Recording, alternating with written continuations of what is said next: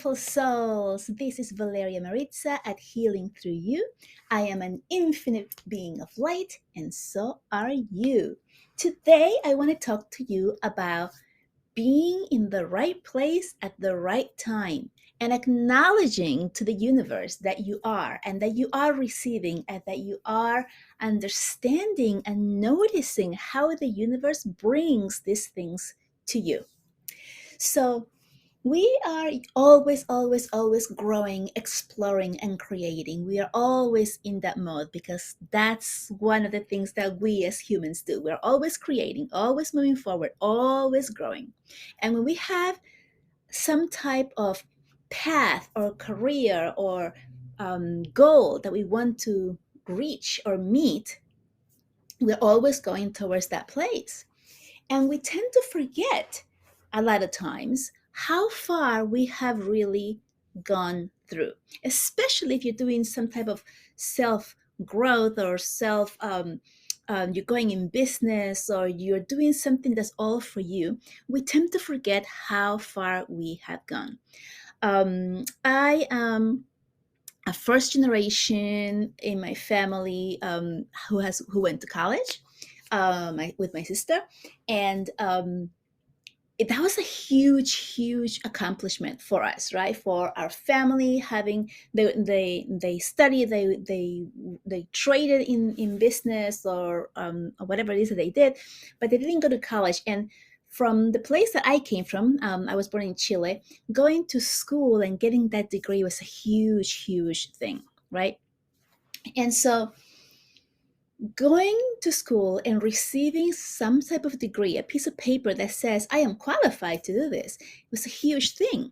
But that doesn't mean that you cannot be successful without it, right? And that is actually one of the things that I had to move forward or away from in trying to see my worth according to what this paper said. So I went to school and I have a master's in education, and I taught for 15 years. I taught art for 15 years from kindergarten through 8th grade. And it was really fulfilling for most of the time. I felt like there was something missing, right? But I had this paper saying I'm qualified. I went to school. I got all of the stuff I had to do. And so going on a limb and going on to business on my own, on something that I had taken no classes on, that it was all coming from me, from within, it's a huge shift, right? A huge shift that completely contradicts everything that I have been taught. And because it contradicted so much, I saw myself as this is really not that good. Maybe I'm just playing with things, right? And this is how I saw myself for years.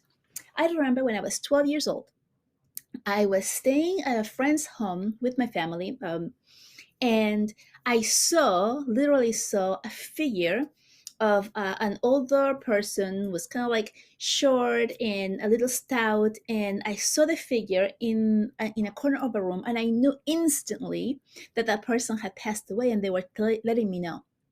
And I went for about weeks of without telling anybody about it, but of having this fear inside of me, and I was trying to figure out who could it be, who could it be. Um, and asking my family to contact all kinds of people that I thought would fit that bill. And I couldn't think of anybody exactly of who it was. And all the people that I thought about turned out to be still alive, thankfully.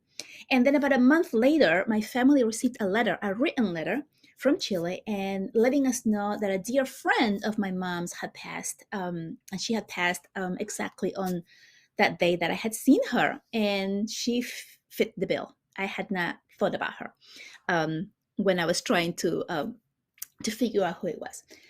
I had these gifts since I was a child, since I was young, and to me, it was like, oh, I saw this, and that was it, and I didn't believe in it. I didn't believe anything more about it. I didn't look into it, and I didn't go after it because it was just a thing, right? Like a hobby. And then moving on in through the years, when my mom passed away, I had a time where I actually heard her like loudly. I think might have mentioned this in one of my previous podcasts. Like I heard her as if she was talking to me, like in front of me. And it was incredible, incredibly comforting and incredibly amazing. And I could feel all the love. And again, I received my messages, I delivered the messages she gave me, and then that was it. And then later on, because I was always interested in psychics and seers and healers, I went to a healer where she used this metal rods to and put them in front of me to show me if I was living in the present or in the past, and both um, metal wire things went towards my left, which she said immediately I was living on in the past, and I had been hurt really deeply in love, and I knew exactly what she was talking about, but I really, really wanted to move forward to it, and I was like, that's not going to happen, and I just moved my hand from left to right in front of these rods, and I moved them so they were no longer pointing at my past, they were not pointing at my present and future. And she was in awe about this, that I had done this. And I had no idea what it meant or what it could do. Yet I was there having done this, and it was just a thing that happened again. And why am I telling you all of these little things that had happened in my life? I'm telling you this because I know for a fact that each one of you here listening can go back and think and remember specific times where things like this happened to you, and you either ignore them, never spoke about them, made them to be as just your imagination, your thoughts, you made it up, they were not true, or even they didn't happen, complete denial. And we all have these gifts. We are all connected to our inner selves and to our own gifts and powers in terms of being able to guide our lives in the way that we want to go. Like really, that is the biggest part of we as humans here on earth, that we actually have the power to decide and make our life what we want it to be. So continuing on, um, I was living in Nashville, and I had some friends who were in the holistic area. And I had one in particular who would call me, and from a completely different state. We like never had met in person. And he would say, "Oh my gosh, I have this headache. Can you help me?" And I would be like, "Oh, yeah, sure." And I would instantly and instinctively put my hand on my head, and I would start feeling a headache like in that area. And then my ego or my thoughts would pop in, and I would be like, "Wait a second, is that what his headache is? Let me ask and confirm." And I would ask, "Hey, is your headache like in the frontal right side of the head?"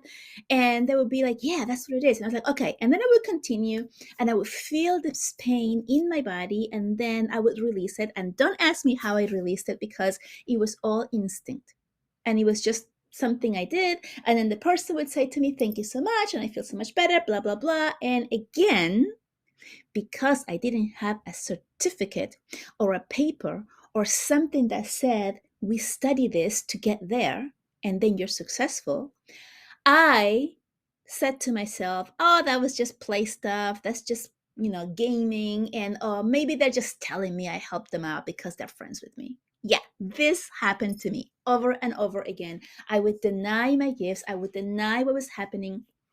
And it was just like a fun thing that I did.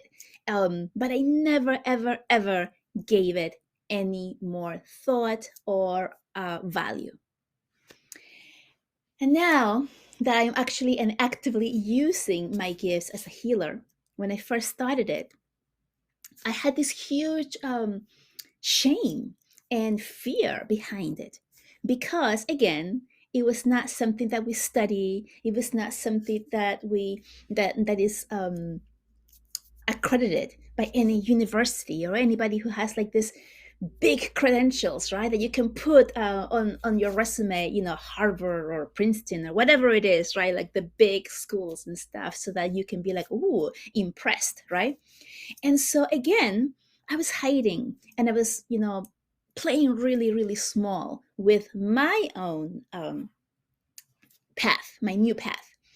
And it took a while for me to really step into myself and be able to drop my job, the one with the certificate and the accolades and the paper, thing that said that I was worth it. It took me a long time. And I'm also explaining this to you because I know there's so many of you out there listening who are feeling all of these new feelings inside, all of your new knowings. And then you're also going through this conflict between what you're doing in life to make money, to make ends meet, and to feel like you're worth it, and what's coming up through the inside of you, your inner self, what you really know. It's just popping up, right? Everybody's awakening. Everybody's like, now that you're awoken, they're like, okay, I don't know what to do with it now. And like, is this really worth it? Am I making it up? Am I going to be able to make a living? What is this, right? So you have all these questions, and they're all valid because we have lived in this earth with this indoctrination and of believing that the only way to make it and that the only way that you're worth it is if you follow the steps of this little tiny box that says go to school, get good grades, get into a good school, blah blah blah blah blah, right? And we all know that's not true. And how do we know that's not true? Because we all know of hundreds of people who have gone that route and who are working a full-time job and who are working many, many hours, and yet they're barely making ends meet. As a teacher, I have many colleagues that were working 2 or 3 jobs just to pay their bills and keep going. A lot of them with really huge, what do you call those things again? It's leaving my leaving my head, what is it called, student loans. So they had these huge student loans they had to pay first before they were able to save for a home or for a car or whatever, right? So they were working 2 3 jobs, and it's hard work, working in the weekends, working till late at night. That's not the dream. That's not what we were made for. We were made to really live and experience life to the fullest, to really have everything that we desire in our lives right here, right now. And the way that we have been taught to do it and to get there, most of the time, is not the way that we have been shown, right? That is what I call a way of teaching people to play small. Yes, there are many people who have made it, many people who have made lots of money, who are rich and are living their dream life right now by whatever it is that they're doing. But notice that a lot of those people are following their passion. They're following what comes from within them, right? Whether it's a musician or an actor, whoa, um, or or even a financial person, somebody who's like really gone with their gut, right? Into like what they're working. Yeah, so these are the things and the people who have really made it. Some people have made lots of money, great companies without ever going to college, right? These are the people who are going and doing the things differently. What are they following? They're following their inner knowing. They're following what's inside of them, right? So I had to get through this whole gigantic belief that I couldn't do the things that I was feeling inside were God given, birthright, for me to be able to be myself and show up as the true me, full me, into what I wanted to do, because it didn't have this paper. It didn't have this accreditation, right? It was, after all it was just my own knowing. What is that? Your own knowing? What can it be measured in any way? Can you explain what you do? Can you measure the results of the people? I mean, really, like I could have to say no to all of them, right? And this is what happens with a lot of healers, a lot of people who are in the healing business or in the any type of business that is not, the norm in terms of what society tells you it is. This is why a lot of chiropractors, well, chiropractors are really seen much better now, but a lot of holistic healers are not even covered by insurance, because they're like, no, we can't measure that, we can't tell you it works, right? And so it really comes down to your own belief. And what's coming up here for me to share with you is that you are at the right, in the right place, at the right time, all the time. So if it took me all of these years, which it has, to finally discover who I was and to embody who I was and to start doing it and speaking about it, even though my family or people around me do not understand it or even believe it, right? What do you do? What do you do when you're the only one, the black sheep, coming up with these ideas and thoughts? What do? You find your niche. You find others that think and believe like you. You find other people that you can speak your mind with and that they can validate that what you're thinking and feeling has value.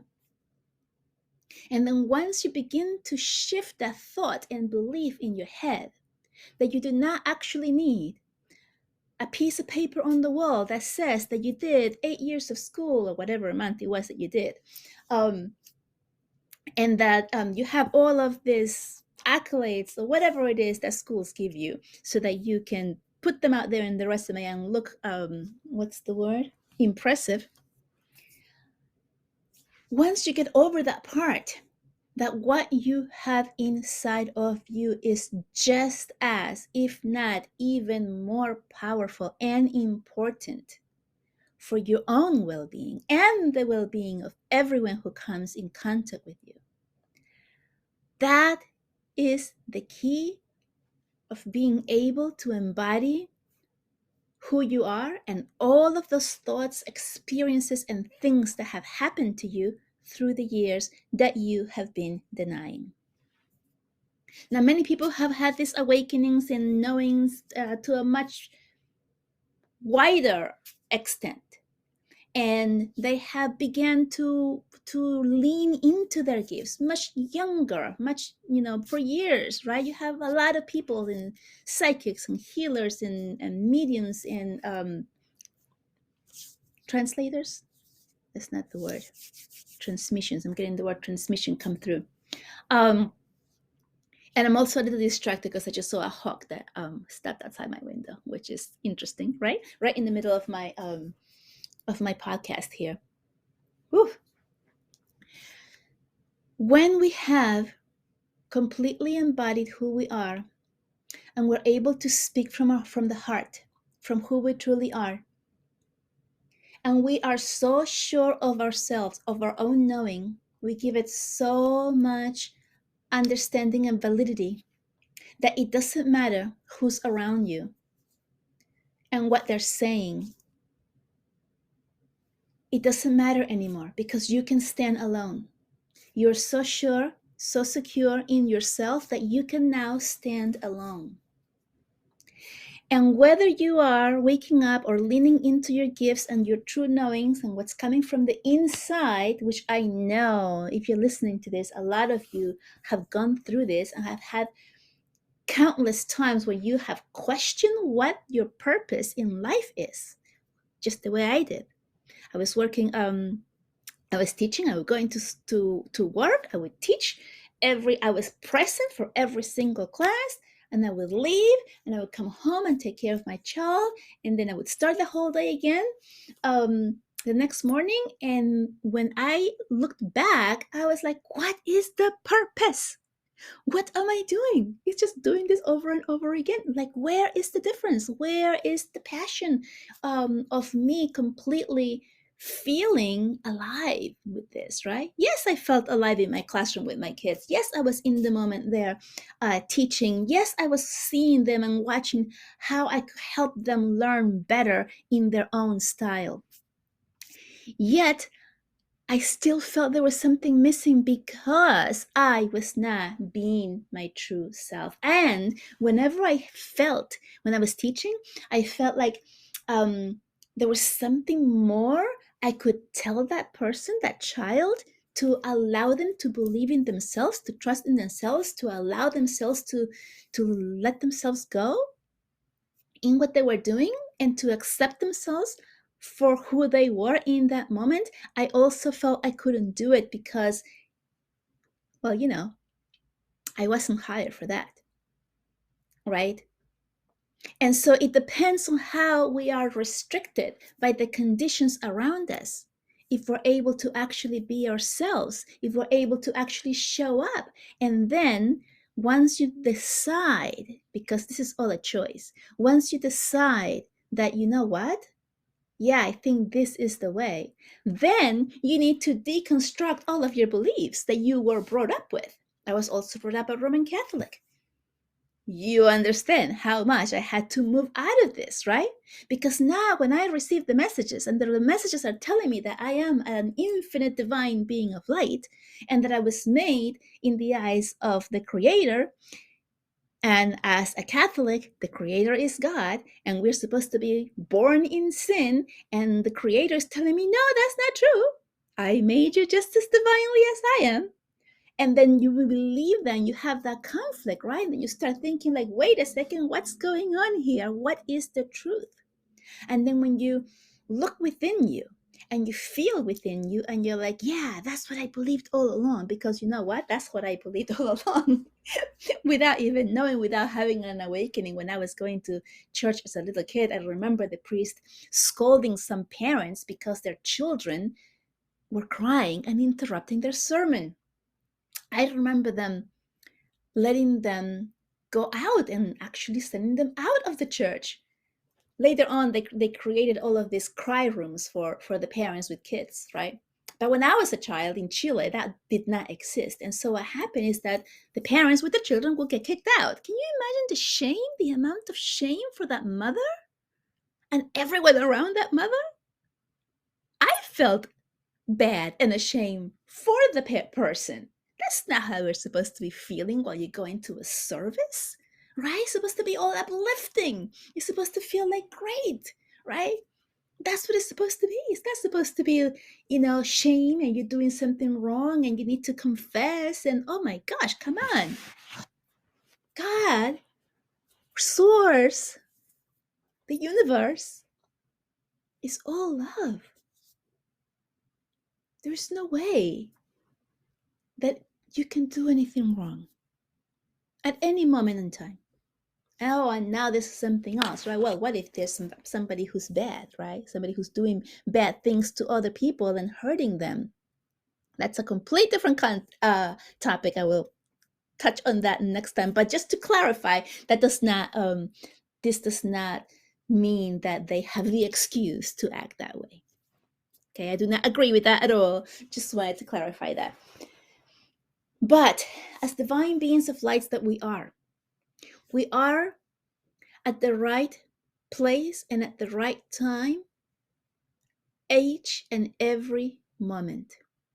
If you are awakening, if you are feeling all of these feelings right now and wanting to explore them and see what else is out there, go ahead and do it. If it's happening now for you, it's for a reason. If it happened 20 years ago, it's for a reason. Like I said, I had all of these thoughts, visions, heard things for years, but I never ever believed them. I never put it together. I never put two and two together because I was never taught that way, right? It took a huge, great awakening of me going through life the way I was taught it was supposed to be and still feeling dissatisfied with it. And you might be saying, well, I'm super happy with my job. Okay, great for you. You're not there yet. That's okay. It's okay. But if you are feeling like there's something greater for you, like you were made for more than what you have right now, it's because it's true. It's true.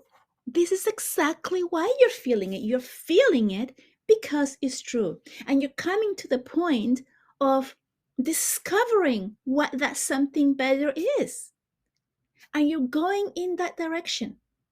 And you can go a really straight path from here to there and get there right away, or you can take the curvy roads and you're still going to get there at the end. Because we all get there at the end. All of us. You just have to believe. And so today's message and today's podcast is about that, to reassure you that you are exactly where you need to be right now. And Here's a little bit of a change for what you are doing. If you're really feeling like there's something more for you and you're so frustrated or getting into the point that you don't know what else to do, or you might even be feeling depressed about it, because this happens. I was feeling depressed about my own situation without knowing why, right? Then that is the call of action. That means your soul is asking you, okay, enough of this. You've had enough. Now take action towards your dream. Take action towards what you want to do. Do something, right? And what is that something? That something is to follow your heart, what's within you, without the buts. But I don't know what to do. But I don't have enough time. But I don't have enough money. But people are going to laugh at me. All those buts are your ego. And your ego continuing to wanting to keep you safe. But instead of safe, I'm going to say small. Because your ego keeps you small. It keeps you from daring, from doing and trying the new things that you really want to do and try. I'm going to give you one more example. When I was in college, I wanted to go on a trip. I wanted to go on a nice trip on vacation with my friends. And we talked about it. We were all excited. We all planned it. And then when it came down to, okay, let's book it, they all backed down because nobody had any money. And it was not the right time. They had no money, they had no time, maybe the parents wouldn't let them, I don't know, whatever the excuse was. I remember feeling completely defeated and defeated, because when I made these plans with them, I believed I was going with them and it was going to be fantastic. And you know what? It would have been fantastic. But I got to the last point when they all backed down and I was like, oh. And so you know what I did? I didn't learn my lesson right there and then. I decided to give them a plan. I'm going to help them make a plan. Start asking your mother now. Start saving for this now. This is how much you need each month. Like help them. Help them get there so that by next year, we can all go on this beautiful, wonderful trip. And I did that. I gave my advice. It was not advice that they asked for. And here's a key part of it, okay? You don't want to give advice to people who aren't asking for it because it just falls on deaf ears. Anyway, you know where this is going, right? The following year, all ready to book this trip. And again, everybody back down. Everybody. I just get engaged. I want to put this money towards that. What? Seriously? And whatever it was, an excuse, they all backed out. And there I was, left again without a trip. And I had been saving and I had been going towards this, right? And so what I did the next time is I just planned the trip and I went by myself. And that's exactly what I did. Why? Because you have to do what's inside of you. If you're feeling like, oh my gosh, this would be great, then do it. If you have no one to do it with, then do it by yourself. I know it's scary. It was scary for me a couple of times when I did take my trips to the beach all by myself. I got there, I felt so awkward and so out of place because I had no one to lean onto, and then I just came back. But at least I did it, right? I did something, funny things. But that is the end. That is the end of my podcast today. I just wanted to put that in here and let you know you are doing the right thing. You are at the right place at the right time. Take action if you have that thought and feeling inside. I love you, and I will see you here next time. Bye-bye.